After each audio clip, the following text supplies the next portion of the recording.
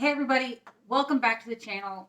Happy New Year. My name is Emily. Thank you for clicking on this video. What is my channel? I don't really know. I talk about my eating disorder recovery, drug addiction recovery, a little bit about fasting, intuitive eating, and just all an overall sense of like loving yourself because I don't know about y'all, but I'm sick and tired of dieting. I'm sick and tired of living in a world where I have to be so consumed with how I look that it controls my life. Today, we're going to be talking about intuitive eating. So, if you're interested in learning a little bit about this book and learning how I incorporated it into my life and turned my uh, thoughts and feelings about food and my body around, then keep watching. All right, everybody, let's just hop right into today's video. We're going to talk about Intuitive Eating, the book by Evelyn Tribole and Elise Resch. I highly recommend you pick up this book. It is extremely important. This book, I wish I would have found it years ago. It could have saved me so much heartache, so much stress, so many days filled with just crying, anger, sadness, frustration, a lot of self-loathing. I think I have the fourth edition right here. I'm not sure if there are any more newer editions. Um, I found this one on Amazon. However, I think you could probably find it on Thrift Books. It's the one of the largest, well, it is the largest online thrift bookstore. Um, they have a ton of books, so I'll put their link down below. I buy a lot of my books from them, but yeah, so make sure you go and you pick up this book. Um, it's amazing. A little backstory on me in case you're new to this channel. Hi, my name is Emily. I am a recovered binge eater. I am also recovered from exercise bulimia, and I'm a recovered drug addict. That's a lot of stuff, right? I know. But I'm 2 years recovered from my eating disorder and 14 years recovered from drug addiction. And I can't tell y'all how happy and fulfilled I feel in my life now. While I'm still growing and progressing in everything that I do in my life, I'm at a place where I'm finally I'm secure in myself and who I am and what I put out into the world. I didn't always used to be that way. Um, but I know a lot of us, especially us women, we're brought up to look a certain way, whether or not your parents said you were beautiful or not, or suggested you lose weight. It could be something as small as in the grocery cart, in the grocery checkout line. You're in the car pushing the cart up, and you look over and you see a magazine, and there's some woman on the cover of it, and she's really beautiful, and nobody's jumping out and being like, "Oh, you got to look like her." But over the years, you just see these really beautiful women on the cover of these magazines, and it's like ingrained in you that you should look that way, or you should be as thin as they are, or you should have hair like them, or skin like them, or do your makeup like them. It's just this unconscious programming. And man, guys, that sucks for us, but we're going to try to turn this thing around because life is so much more important than how you look. It took me a long time to figure that out. And one question that I asked myself when I was on my journey was, did God put me on earth to be really consumed with how I look? No. Like when you really think about it, gosh, no. God would never put you on here to be so consumed. God does want us to be here and take care of ourselves. God wants us to love our bodies, to respect our bodies, treat our bodies like the holy temple that they are. That means taking care of ourselves, but you don't have to be obsessive about it. Okay, so opening up to the introduction, I love how they put in the very first sentence. The nearly 60 billion a year weight loss industry could finance the trip for generations to come. Did you hear me correctly? $60 billion a year, in the weight loss industry. And if you think about it, 60 billion dollars a year, and if you think about it, 60 billion dollars a year, in the weight loss industry. And if you think about it, 60 billion dollars a year, in the weight loss industry. And if you think about it, 60 billion dollars a year, in the weight loss industry. And if you think about it, If diets were successful, there wouldn't be a $60 billion a year industry because people would get it, and then there would be no, reason to continue dieting. These companies, I don't know how many times I have to say it, these companies, they want you to fail. They set you up to fail. They want you to need them because they see you as weakness, they see you as money, and that's all they care about. Guys, we live in a world where money is everything to so many people. Um, yeah. So, but let's go ahead and hop right into the principles. There's 10 principles of intuitive eating. And if you have the book, or once you get it, you're going to go to chapter 3. And I want y'all to read the book through its entirety. But I'm going to jump right into chapter 3, the principles of intuitive eating. So, principle number 1 is reject the diet mentality. What does that mean? Their principle, and I'm going to read it straight from the book for y'all. Because some of you might not be able to purchase the book, so I'm going to read them. Principle number 1, reject the diet mentality. Throw out the diet books and magazine articles that offer you the false hope of losing weight quickly, easily, and permanently. Get angry at the lies that have led you to feel as if you were a failure every time a new diet stopped working and you gained back all the weight. If you allow even one small hope to linger that a new and better diet might be lurking around the corner, it will prevent you from being free to rediscover intuitive eating. I like how they added rediscover intuitive eating because that gets you thinking like, rediscover? What do you mean rediscover? So I already knew this? Absolutely. As children, have you ever, like, say you're babysitting or you have a younger sibling and you're getting ready to eat and you offer them something and they're like, no, I'm not hungry. But you're like, come on, don't eat a sandwich. They're like, no, I'm not hungry. Children automatically know their hunger and fullness cues. You see a baby crying and you can't figure out why the baby's crying, and then you give them a bottle and then they're happy.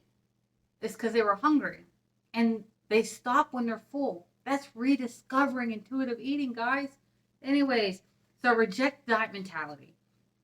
I know this is going to be hard for some of you because some of you might have a ton of books, diet books in your house. You might have a ton of diet cookbooks. You might have in your cupboard a bunch of diet foods. If it says low fat, low sugar, low something, whatever, I know it's going to be hard, but I want you to throw that shit out. I don't even want you to like say, oh, I'm going to thrift this book somewhere. Don't do that. I know I have a hard time throwing away books or burning books, but guys, if there is ever a book to burn, it is any type of diet book because you don't want another woman or another man to fall into the diet trap. So reject the diet mentality. It's principle number 1. Principle number 2, honor your hunger. Keep your body biologically fed with adequate energy and carbohydrates. Otherwise, you can trigger a primal drive to overeat. Once you reach the moment of excessive hunger, all intentions of moderate, conscious eating are fleeting and irrelevant. Learning to honor this first biological signal sets the stage for rebuilding trust with yourself and food. Honor your hunger. How many times have like you've been on your diet and you just feel like this intense hunger? You've been restricting all day and you go home from a long day at work and you open the fridge and you just see some really good food in there and then you just eat it all. Why? Because you've been restricting all day long. You have to honor your hunger. When you feel hungry and you finally learn the hunger, like the feel that your body gets when you're hungry, because everybody's hunger symptoms are different, okay? That hunger that you feel, acknowledge it, honor it, and eat to satiety. Don't just say, I'm just going to eat chicken or just eat broccoli. Like, eat a good meal. Eat something that makes you feel good and satisfied, where you're not going to, a few hours down the road, you're going to binge on everything that you can find. Okay, so principle number 3. Make peace with food. I really love this one, guys. And I think this is gonna be big for a lot of y'all. Call a truce. Stop the food fight. Give yourself unconditional permission to eat. If you tell yourself that you can't or shouldn't have a particular food, it can lead to intense feelings of deprivation that build into uncontrollable cravings and often binging. That's a big one. When you finally give in to your forbidden foods, eating will be experienced with such intensity it usually results in Last Supper, overeating, and overwhelming guilt. I know this all too well. Making peace with food. The way I look at that, making peace with food is so often I would look at a food. Let's just say, let's pick one of the foods that I would say that I couldn't eat. Anytime, well, I was terrified of carbohydrates. As a bodybuilder, I was like taught that carbs make you fat. So if we went out to dinner, I would order my meal, and then the waitress would come and say, "Would you like dessert?" And it was a forbidden food. I couldn't have it because if I ate that dessert, I would have to go and work out in order to burn off the carbohydrates that were within that food. So you're making peace with it, looking at a food and saying, "You're just food. You're just a cookie. You're not anything else other than a cookie. I'm going to eat you. I'm going to taste you. I'm going to enjoy you. And that's all that you are, is a cookie or a slice of pizza or a baked potato. Or if you're somebody who's scared of cheese, you're scared of fat, it's just a piece of cheese. It's okay. It's not going to jump out and bite you. It's not going to hurt you. Enjoy it. So making peace with food is principle number 3. Number 4 is challenge the food police. Scream a loud no to thoughts in your head that declare you're good for eating under 1,000 calories or bad because you ate a piece of chocolate cake. The food police monitor the unreasonable rules that dieting has created. The police station is housed deep in your psyche, and its loudspeaker shouts negative barbs, hopeless phrases, and guilt-provoking indictments. Chasing the food police away is a critical step in returning to intuitive eating. And your food police could be anybody, okay? It could even be your mom, you know? I know that it's hard to grasp, but we even have some parents out there that when you go to sit down for dinner, say you finish your plate and you're still hungry and you want to go for seconds, and they'll say to you, "Oh, honey, are you sure you should have that second plate?" You have to stand your ground, okay? And I know going through these principles, learning and going through each one, you're going to have to put boundaries on people and on yourself. Acknowledge what they're saying, especially if it's somebody else. And, you know, it's okay. You can go and have a second plate if you want. If you want to eat another cookie, you can have that cookie. The whole thing of the principles and intuitive eating is learning to eat for your body, learning to eat for you. And it's going to take time. It takes a lot of time, a lot of daily practice, and it's worth it. So the next time you're out and you even have your own little food police going on in your head, I want you to challenge her or him, shut her up, listen to your hunger. If you feel like, yes, you want to have another piece of whatever, or, whatever, like, it's okay. You can do it, and you can, like, respect yourself enough to tell whoever is acting like a food police to you that it's none of their business. Okay? Your body, your rules, not theirs. Okay. I think it's kind of funny. You see, I got my little police hat right here because my husband is a police officer, but he sure as shit ain't my food police. Anyways. Okay. Principle number 5. Feel your fullness. This is a big one. Listen for the body signals that tell you that you are no longer hungry. Observe the signs that show that you're comfortably full. Pause in the middle of a meal or snack and ask yourself how the food tastes and what your current fullness level is. I know for me, in my binge eating days, uh, it was like I was uncontrollable and I would just eat as fast as possible. And what that does is you can eat a large quantity of food in a short period of time. And next thing you know, like after you're done eating within 10 minutes, you feel uncomfortably full. That's because it takes a few minutes for the brain and the stomach to kind of like click together. So slowing down while you're eating. And I know it's like some of us don't have the option of taking out like 30 minutes to like sit by yourself, be quiet. Some of us are eating on the road. I understand we live in a busy world. But if you can, try to take 30 minutes. Sit down with your food. Take your time. If you're eating a sandwich, take a bite, put the sandwich down, eat it. And then also, this is something that I practiced was leaving food on my plate because for so long I was afraid to leave food on the plate because my thought was I probably should eat everything because tomorrow I'm going to go on a diet and I'm not going to be able to eat this again tomorrow. So I'll eat everything. Practice leaving a little bit of food on your plate. If you find that you're hungry 20 minutes after you ate, okay, maybe you're still hungry and you can finish eating it. But practice leaving food on your plate. That feels really good. And that gives you a chance to let your brain and your stomach connect. And you might realize that, oh, wow, I can eat 3/4 of my sandwich and that I'm actually full at that point. I really like that principle. It's taught me so much. Number 6 is discover the satisfaction factor. The Japanese have the wisdom to keep pleasure as one of their goals of healthy living. In our fury to be thin and healthy, we often overlook one of the most basic gifts of existence, the pleasure and satisfaction that can be found in the eating experience.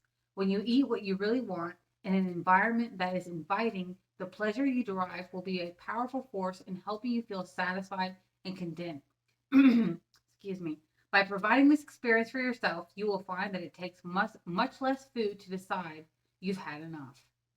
That kind of goes back to the previous one where it's like having a special place to eat instead of just like sitting on a couch and eating your meal for dinner like most American families decide to eat at your dining room table or your little kitchen nook or whatever you have set up for your dining room.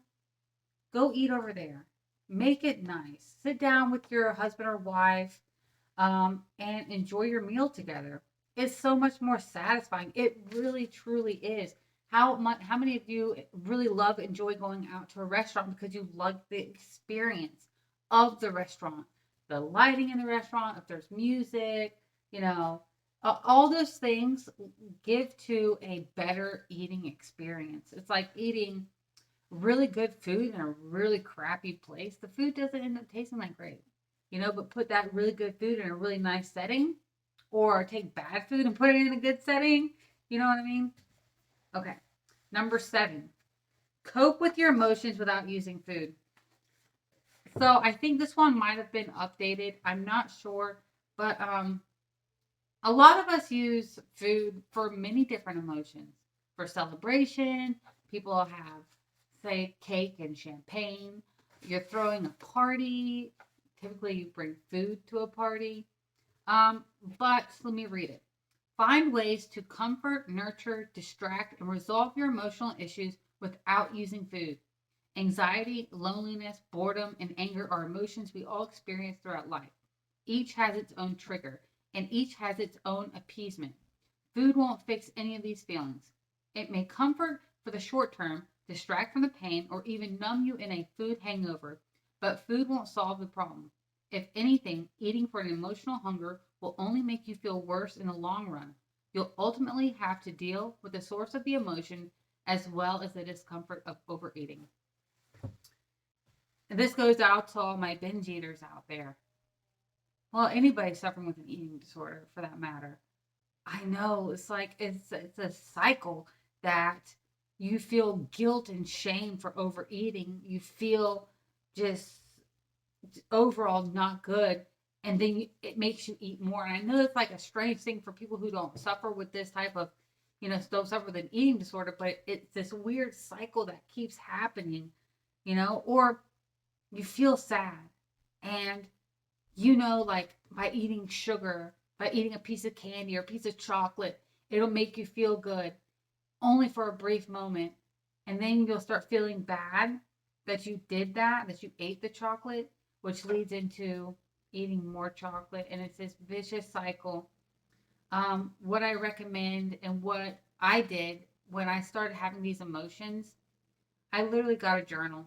I wrote out my feelings. And I've always been a writer, so I love writing. Finding podcasts to put on, like when that emotion hits, you're angry or sad, and you're like, I'm so close to reaching the chips. Stop, pause, recognize that emotion. Okay, I'm feeling angry.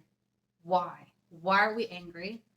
Identify why we're angry, and then ask yourself, why would eating this make me feel better? Because I guarantee you'll think about it and be like, that's really not going to make me feel better. Well, let me go do this because this might actually make me feel better. I want to put on a podcast. I recommend checking out Elizabeth Benton at Primal Potential. I really like her. Scroll back to her really old episodes, her newer ones, from not her newer ones, but her older ones from the beginning of her time. I really like. But there's tons of other podcasts out there. If you don't know, I also run a blog. Real quick plug: it's www.journeytocourage.com. I have a list of podcasts on there that I absolutely love that helped me on my journey. Anyways, and you can also go on my blog and you can join my little group. It's called the Courage Warriors. Absolutely free. All my writings, my posts, everything on my blog is free. It's for us to connect to one another, to help you recover, to help you gain control of your life. Okay, end of my plug. Number 8, respect your body. Accept your genetic blueprint. Just as a person with a shoe size of 8 would not expect realistically to squeeze into a size 6, it is equally futile and uncomfortable to have a similar expectation about body size. Respect your body so you can feel better about who you are. It's hard to reject the diet mentality if you are unrealistic and overly critical of your body shape. All right. We can all change our body size. You can't change your bone structure. Now, when I think about this, respect your body, respect the size that you're at now. Love who you are right here, right now, because you don't have to change for anybody in order to be worthy of this life. You are worthy as you are. We can also look at our lives and say, yes, I want to make a change so I can feel healthier, feel better, move more comfortably, fit more comfortably in my clothes, and just move around the world at an easier way. Okay? It's okay. But respect your body during that time that you're transitioning and learning and growing and loving yourself. Respect your body. Let others respect you. Don't let anybody disrespect you. If somebody goes into your personal space and tries to hurt you, you put a stop to that quick, okay? Respect yourself. I respect you. I think you're perfect just as you are, but it doesn't mean that we can't grow and get better. Principle number 9, exercise. Feel the difference. Forget militant exercise. Just get active and feel the difference. Shift your focus to how it feels to move your body rather than the calorie burning effect of exercise. If you focus on how you feel from working out, such as energized, it can make the difference between rolling out of bed for a brisk morning walk or hitting the snooze button. If when you wake up your only goal is to lose weight, it's usually not a motivating factor in that moment of time. And this is so true. Guys, exercise, it shouldn't be like a torment. It shouldn't be treacherous. It should be fun. It should be something you do to clear your mind. It should be something you do to help you feel better because it's scientifically proven that it boosts endorphins. I'm telling y'all, it's real. I've been exercising for a really long time. And, during my journey, I did stop going to the gym for a year. That was to heal my relationship to my body and exercise. But exercise is It's anything that gets your body moving, gets your heart rate up, gets your blood pumping, gets you feeling good. So whether that's you going into the gym and lifting weights, or doing a Pilates or a yoga class, or going outside for a walk, going for a bike ride, rollerblading. I love rollerblading. There's so many different forms of exercise that you can do, and if you are somebody who is like me, who associated the gym with strictly like how I look, then maybe that's not where you should start. Maybe start somewhere more gentle. Start with something, some exercise at home. There's tons of YouTube videos with so many exercises out there. Find somebody who's, you know, all body inclusive. Just do something that makes you feel good. If you start to feel pressured, then it's not the right exercise for you. But find something that's fun. Find some friends to do it with you also. And principle number 10, honor your health with gentle nutrition. Make food choices that honor your health and taste buds while making you feel good. Remember that you don't have to eat a perfect diet to be healthy. You will not suddenly get a nutrient deficiency or gain weight from one snack, one meal, or one day of eating. It's what you eat consistently over time that matters. Progress, not perfection, is what counts. And I love that last one. I love how they put that in there because so many people, from the body positive space, uh, they try to. I don't like the way they make it out. Like certain foods, like they're just like, oh, eat whatever you want all the time. Don't worry about whatever it is. Because that's not true either. Because there are foods that have more nutrients than others. Like if I was looking at a piece of chocolate cake and a steak and baked potato, which one would I want to eat? I'm going to want to eat the steak and baked potato because one, I love steak, and two, I love baked potato. I also love cake, but I know this is going to be more filling, you know. Um, so it's making conscious decisions on what you're eating throughout the day. If you have a craving for a piece of chocolate, don't eat an entire chocolate bar. Eat a bite of your chocolate bar. Feel it, taste it, enjoy it. Don't overeat it because you're.